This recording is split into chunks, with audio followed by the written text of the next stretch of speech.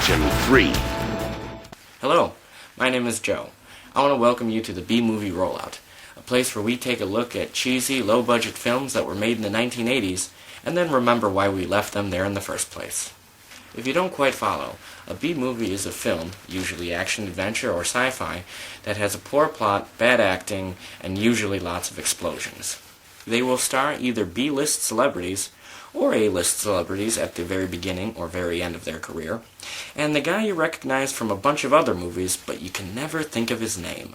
The film we're going to take a look at today is a product of the Cannon Group, which is notorious for pumping out these kinds of movies.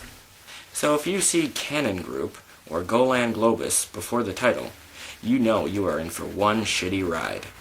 Or, if you're like me, you know you're in for a treat.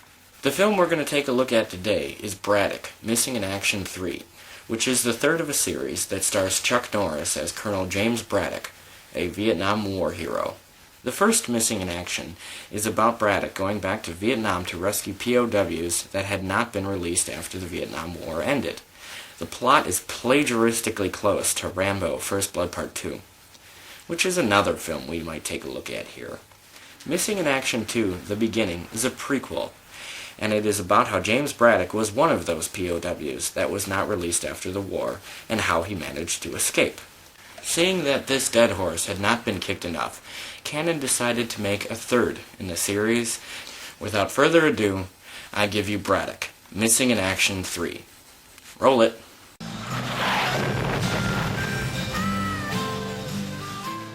Hold on, we gotta stop again. There is a major continuity issue here.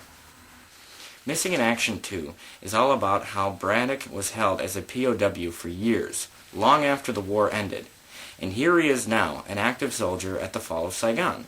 So how could he be in two places at once?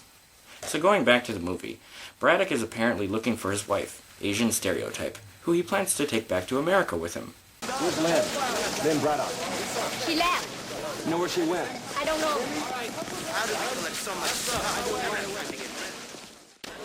Lynn, is your man really take you to America? Weren't you listening? I just said that. Well, anyway, Lynn's friend is apparently not much of one, because she steals a rather worthless-looking bracelet from her as soon as she turns her back, and then asks for more. What about this? Yes, take it. Take anything you want. Tired of waiting, Braddock goes to look for her, but she's already on her way, struggling through the crowd and trying to get to the helicopters. Get to the chopper! Braddock arrives at her home, only to find it exploded. He then verifies her death by recognizing her bracelet and seeing the burnt corpse of an Asian woman. Oh, well, you know, I mean, they all look alike. Burnt corpses. I mean, that's kind of the point of the scene. Predictably, the crowd makes Lynn fall, and her purse gets stolen.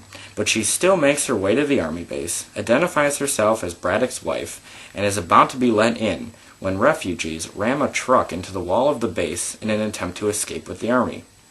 Needless to say, this causes the soldiers to panic and they start to evacuate, leaving Lynn behind in perhaps the only real emotional moment in the movie. Well, genuine emotion is out of place in a Cannon film. So, just seconds later, Braddock is shot for some reason in a scene that ultimately means nothing. Hey, take off!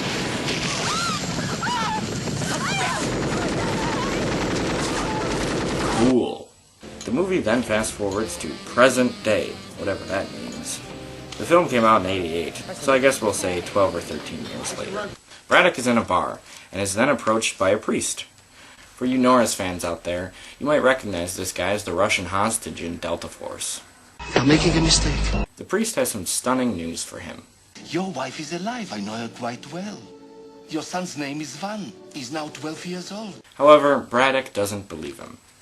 Why is it so hard for you to believe me? Because I saw my wife's body burned to a crisp, that's why. Braddock. CIA. Please come with us. Is it a crazy story? Of course it is. Honest, I tell you, honest.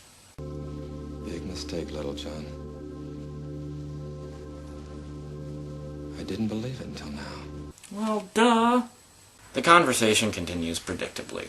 If I don't get them out, they're going to die. People die every day. Braddock, I'm warning you, don't step on any toes. Let me guess. He's gonna say some stupid tough guy line, right? I don't step on toes, little John.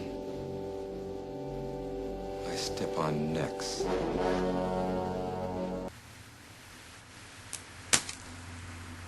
Actually, that's pretty badass. But wait, where have I seen that before?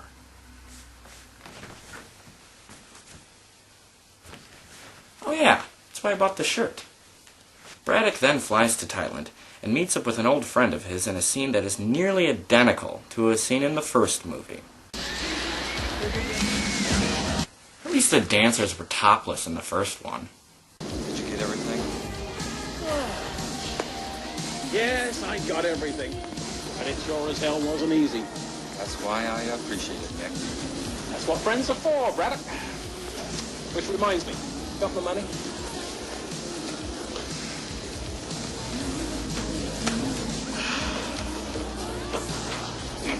Well, isn't that convenient? And cliché. They take off in a hurry and head off to Vietnam. Braddock then goes to the orphanage where the priest works. The priest takes him to his long-lost wife and they have an emotional reunion. I didn't know. I thought you were... It's not important. I prayed you would come for us. And you are here. His son is not particularly excited. Bon, Manyoy? I speak English, brother. Braddock says he didn't know they were alive and that he would have come sooner, blah blah blah. But it's very important that they leave right now. They make it to the boat. But then...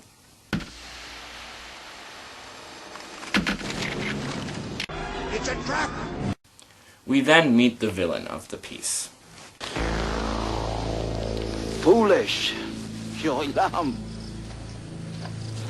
Very foolish to come back. I am General Quack.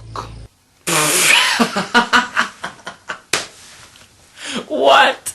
I am General Quack. Oh my god, what an unfortunate name. I am General Quack. When I received the report that a strange-looking boat had outrun my gunboats and heading towards Ho Chi Minh City, I took the privilege of assuming it was you, Colonel Braddock. You must pay for the crimes that you have committed against my beloved country. You put us in your movie! I have nothing to do with this. You are absolutely right.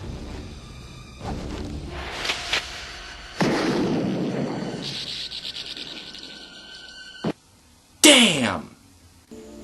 Well, General Quack. General Quack. Whatever. General Quack doesn't kill Braddock and Son. Rather, he decides to torture them by means of electrocution.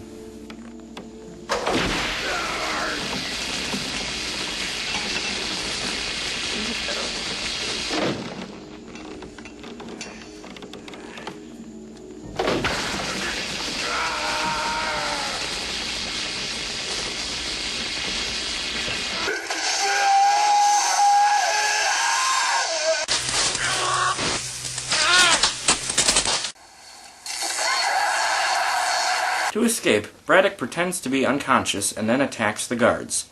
He rescues his son and tells him to go to the orphanage, and then stays behind to draw the guards' fire. Quack retaliates by imprisoning the entire orphanage. Take him! Bagnoli! Malden! Please, no. I can't leave my children. They need me. Of course. I would not want to separate you from your half-breed American bastard children. Take them all! Take them all! Malden! Malden! That's how cartoonishly evil he is.